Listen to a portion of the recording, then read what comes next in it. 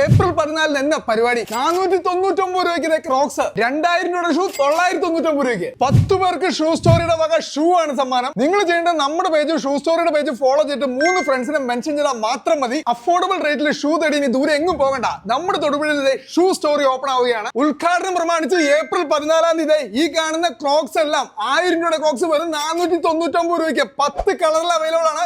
എത്ര സ്റ്റോക്ക് വേണ്ടത് ഇവിടെ കൊന്നുകൂട്ടിയിട്ടുണ്ട്.